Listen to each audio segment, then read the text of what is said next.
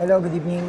Hola. Dinner namin for today. Ano ba? Random na nagkayayaan. 9:15 here in Abiada. So, nandito kami ngayon sa KFC. For tonight, nasagutin uli namin yung mga questions ako. So, this is part 2 of Q&A. Oo, medyo madami na kasing questions. Para ma-share din natin sa iba. Makita rin nila yung mga questions. Okay, first entry natin. Medyo madami to 5. Sagutin natin yung 5 question niya. Okay. Hello po, questions lang po. Sa insurance po ninyo, ilang months po yung covered period nyo? 1 year? Yes, 1 year. Sa Pwede Insurance kasi, which is kung saan kami naka-insure ngayon. I think yun yung minimum nila. So, ang required kasi, kung gaano kakatagal mag-stay sa Spain, yun yung dapat insurance. So, since ang visa namin is 1 year. O yun, yes, 1 year. Second, pagka-sworn translated po ng mga documents, parehas po bang isa-submit sa BLS yung mga apostilled and sworn translated documents? Bale, 2 sets po per document since isa ay in English at isa ay in Spanish. Yes, both. Yes, kasi kailangan yung apostilled at saka yung sworn translated. Actually, ano pa to? Original at saka copy. So yes, isang sworn translated, isang apostilled. Next question. Yung diploma po ba ay nagaling sa school ko? Enough na po ba yon para ipapa-apostil or need pa po itaan sa CHED for certification before ipa-apostil sa DFA? Ang answer ay no, hindi siya enough. Hanapin ni DFA yung documents mo na authenticated siya by CHED. So, kailangan mo munang magpa-pirma. CHED certification. Ayun, CHED certification before mo dalhin kay DFA for apostille. Sa case namin kasi, dahil nagpa-red ribbon ako dati, kompleto na yun ako, naka-red ribbon. Para sure, kunin mo na rin yung Certified true copy ng certified diploma. true copy ng diploma sa school mo. Pati yung TOR. TOR, yes. Yan, mas Tapos, maganda kompleto na. Meron pa yun sa registrar Hmm. Oo. Yun naman yung requirement ni CHED para makapagpa-certify ka. No? Yes. Next. Number 4 question. PSA copy po ba ng marriage cert yung pinobride nyo or enough na po yung civil registrar copy lang? PSA Tsaka yun ang hahanapin ni DFA kasi i-apostil din niya yun Next. Number 5. Pagka-receive po ng DND, may required interval po ba na need bumiyahe papuntang Spain? Like for example, dapat 1 month after validity, dapat pumunta na agad ng Spain, otherwise mavo-void yung DND. During that time ng application namin, pinasulat sa amin sa form yung date kung kailan namin gustong pumunta ng Spain. Kasi yun yung magiging start ng validity daw ng visa namin. So, since decided na kami na March, bali December to December kami pumunta ng BLS. Nilagay namin sa form March 4, 2025. Then yun yung nilagay nila sa visa namin. And yes, kung ano yung date na nakalagay doon sa visa mo, yung na-approve sa'yo, yun din yung start ng validity date ng visa mo. Yeah. Well, yung question is, Mabuboid?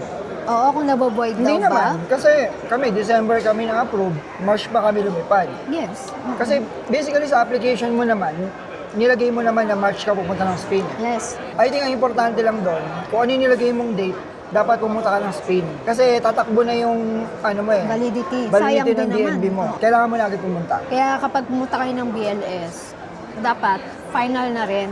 Alam niyo na kung anong date niyo gusto pumunta. Oo, before nyo ipasa yung lahat ng documents nyo, make sure na decided na kayo sa specific date kung kailan kayo aalis.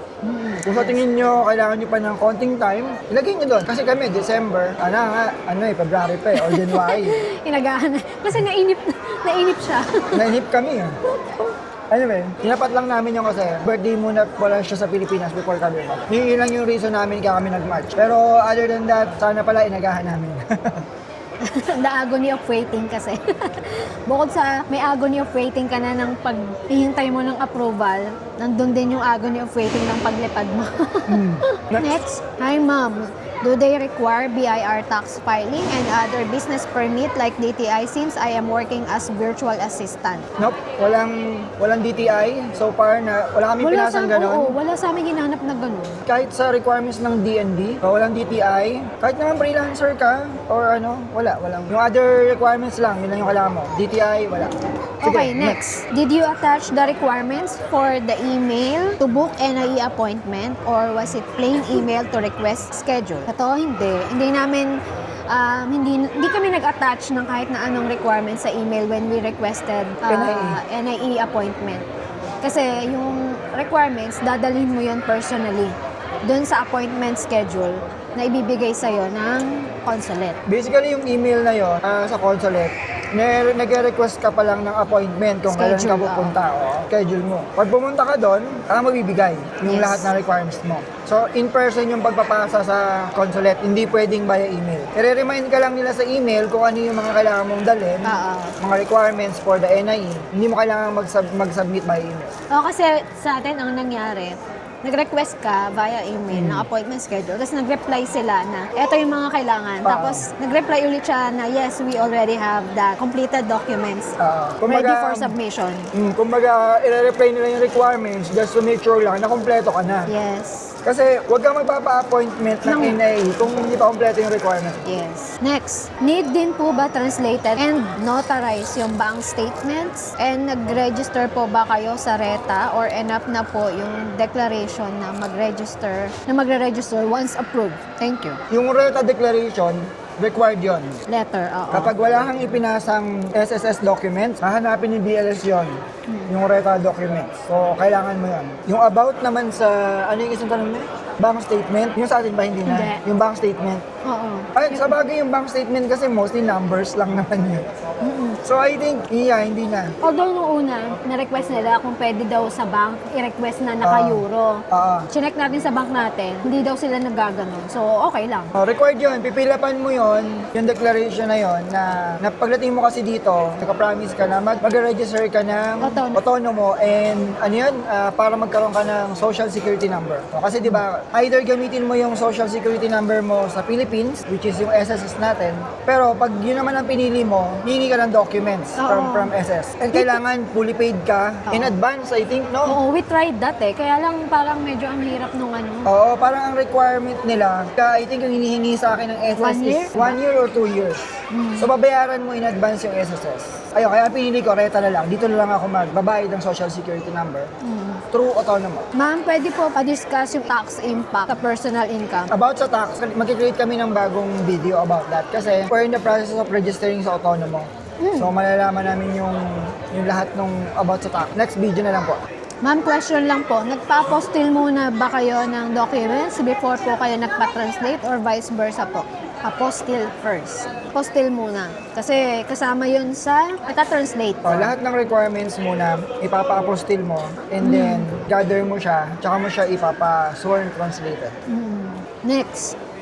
So, need po ng monthly salary na 173,611.03 pesos or 2,762 euros or basta may savings po. Yes, part ng qualifications yon, salary. Income-based kasi yung visa na to. Hindi siya sa savings mo.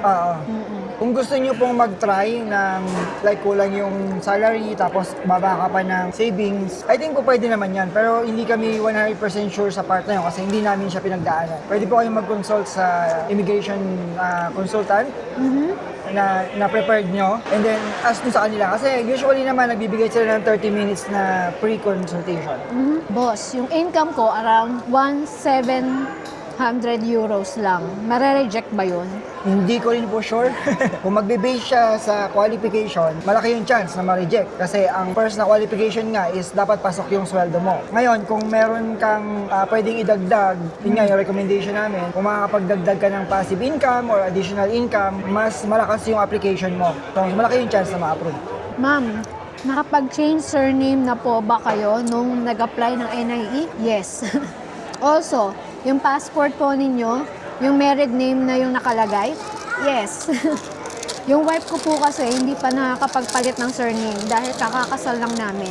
Hoping for your advice.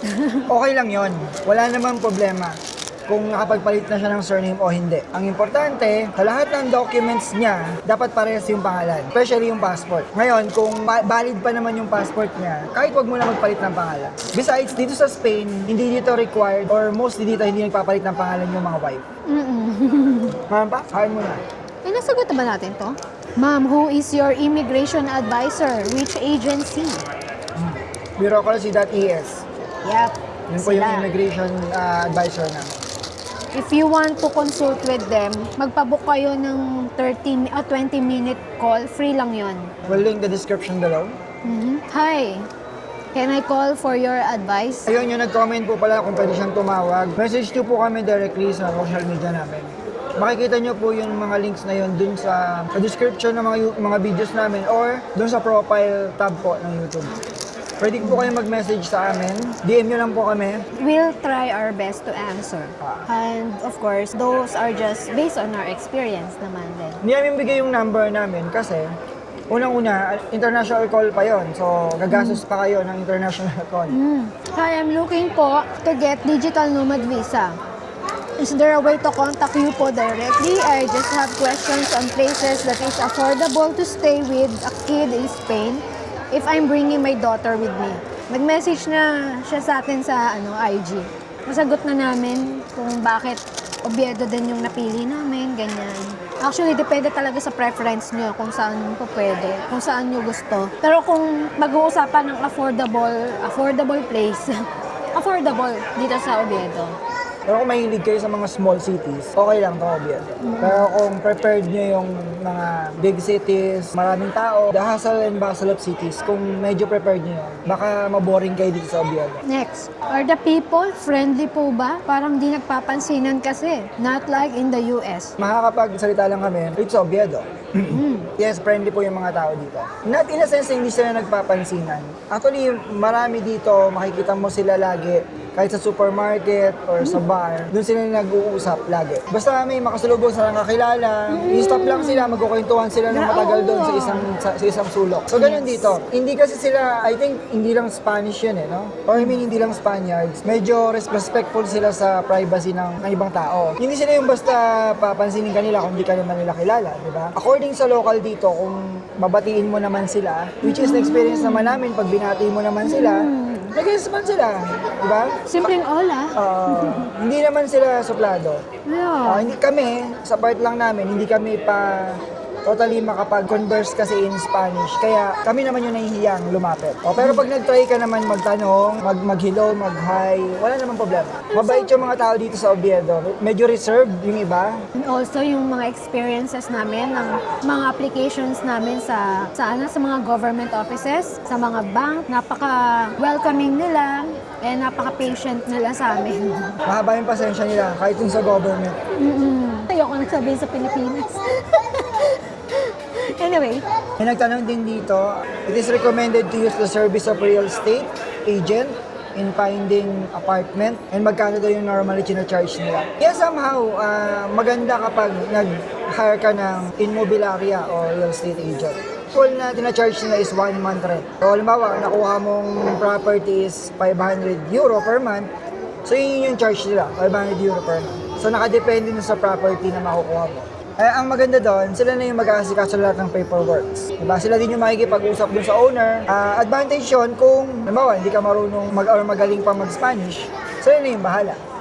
I think mostly ng mga agents sa immobiliaria marunong mag-English. Ang tanong pa niya dito, how did you find the direct owner? Through Idealista. Doon kami mainly naghanap ng property. Kami, sinuwerte lang kami, nakahanap kami ng landlord na marunong mag-English. yung anak.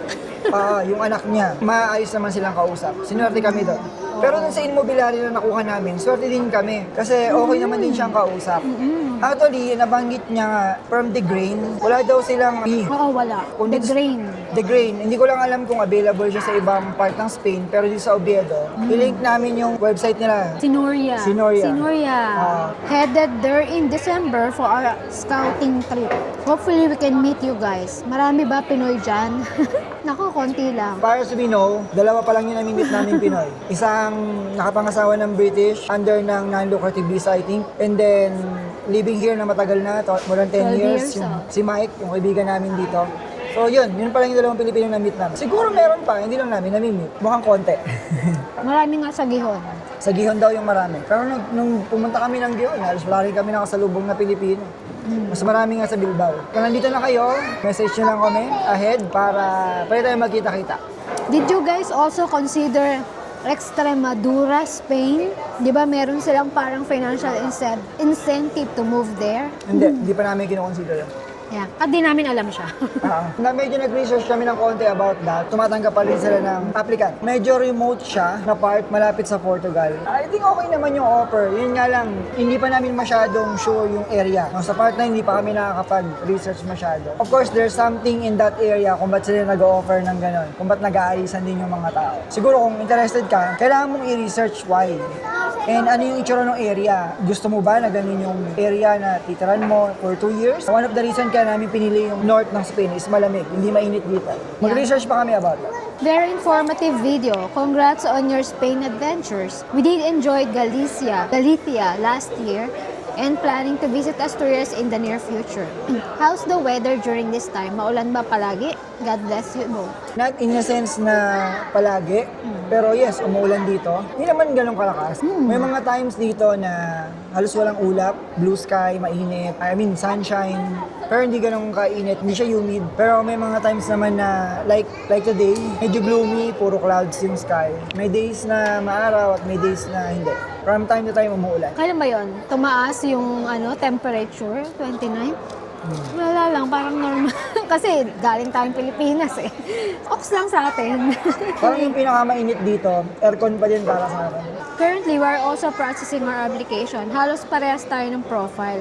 Baka pwede kayong mag-create ng content about bakit nyo pinili ang Oviedo, magkano ang rent, tapos magkano ang rent nyo at cost of living per month. Anong work nyo sa Pinas, etc. Meron kaming separate na video about why we chose Oviedo. Andun yung complete details. Ang one bedroom dito, generally 500. Or meron pa nga less actually. 2 bedroom around 500 to 600 and 3 bedroom is around 800 to 900.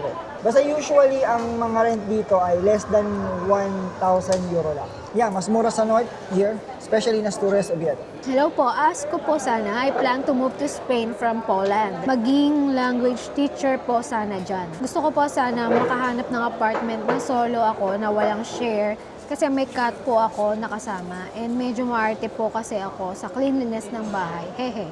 May suggestion po ba kayo? Mukhang hindi siya DNB, no? Yes, possible naman yun. Makakahanap ka ng one bedroom na apartment here. Possible yun.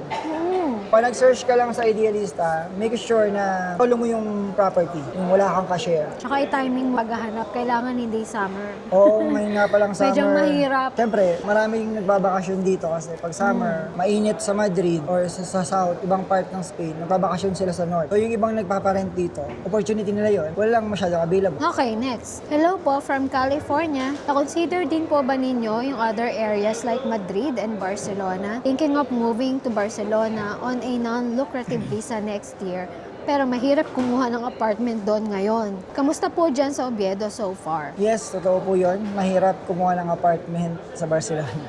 Kasi marami kang kaagaw. Competition yan. Kung prepared mo talaga yung vibes ng Barcelona. May pros and cons naman talaga. Based on our experience lang din, mas mura talaga yung rent dito. Mas madali makakuha ng long-term apartment compared sa Barcelona. Malamig at paminsan-minsan umuulan. Of course, small city lang to. Hindi siya yung malaking city. Para sa amin, okay naman. Touristy din kasi sa Barcelona. Actually, yun Marami yung competition doon. Oo, marami kang ka-competition pagdating sa paghahanap ng rental properties. Yeah. Hello, thanks po so much sa video. Really helpful. Ask ko lang po sana, I'm earning 180k pesos before tax. Isasama ko po yung partner ko but I can't cover the additional plus 75% pero may savings naman kami to cover him for a year.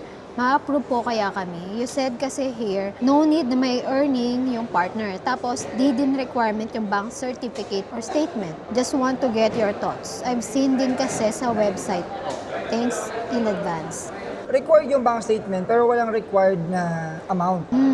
Hindi required na may trabaho yung dependent. Kasi same din yung scenario ng ibang nagtanong na kulang nga yung requirement nila sa sweldo. Kasi may dependent sila. Again, ang sagot namin dyan, hindi namin sure kung maa-approve siya o hindi. Consulate yung magdi-decide. Pero kung magbe-base tayo sa requirement, hindi siya pasado sa requirement. Nakikita ko dyan pwede nyo gawin, yun nga, pwede kayong mag-book ng consultation libre sa mga immigration advisor para mabigyan na lang kayo ng other options o kung ano pa yung pwede nyo gawin. Yes. Pwede nyo i-explain yan. Siguro pwede kayong mag-add ng cover letter, explaining na malaki naman yung nasa savings nyo Though yung monthly income nyo, hindi abot. Pwedeng yun, pwede kayong maggawa ng cover letter. Dahil hindi namin experience yan, hindi namin sure. Final decision pa rin will be from the consulate. Kung i-approve nila yung visa nyo o hindi. Last question. Hi, I got my DNB approved. Congratulations. Yes, congrats. And will be arriving in Spain by June. Oh, lapit Uy, na. Summertime. Diyan na ngayon. Yeah, and with all the housing crisis that's happening in Spain, can you share your experience regarding how to get an apartment? Yep, meron din kami separate na video kung paano namin nahanap yung apartment namin. Pero, dito yun sa Oviedo. In So, March yun. Yeah, in March yun. Well, I think mas madali pa rin maghanap ng apartment nga dito sa Oviedo compared sa Madrid and Barcelona. Yes, I think madodoble yung hirap mo kung summer tapos sa Madrid ka or Barcelona. But we advise na ngayon pa lang or sana nakapag-book ka na agad. Masasabi namin na madali lang maghanap dito sa Oviedo. Yeah. Or sinuwerte lang ba tayo? Hindi, maraming available. Oo, maraming available Kumbaga, eh. nakita namin sa Idealista, ang daming available dito. The fact na maraming available, kami nakikita. Marami kang pagpipilian. Tapos, hindi pa masyadong maraming tao dito Less tourists compared sa Madrid and Barcelona. So, konti yung competition na. Hindi namin masasabi kung gaano kahirap sa Madrid at gaano kahirap sa Barcelona since hindi kami doon naganap. Kung pag pinili mo talaga yung mga big cities, that's part of the challenge na kakaharapin mo. Actually, kaya kami dito nagpunta sa Oviedo kasi ayaw namin nun na mahirapan yung ganun paghahanap. Yes. Based sa research kasi namin, ang daming problemang ganun sa mga touristy na area. That's why it's Oviedo. Again, depende yun sa preference mo. Panoorin mo yung video namin kung ba't ang piniling Oviedo at paano kami nakahanap ng apartment. So, nandun yung details. Hopefully, nasagot namin yung mga question nyo. Thank you again for supporting us. Keep watching our videos. Meron din po pala kaming ginawang ebook. We gathered all the information based on our experience din sa pag-apply namin ng DNV. Nasa isang ebook guide na siya entitled Spain DNV Starter Kit and it's already available in our website online store. Check nyo lang doon. Link in the description. Supportahan niyo po uli kami. Again, if you like more contents like this, Please like, share, and subscribe. see you again on our next adventure. Hasta Hasta luego! luego!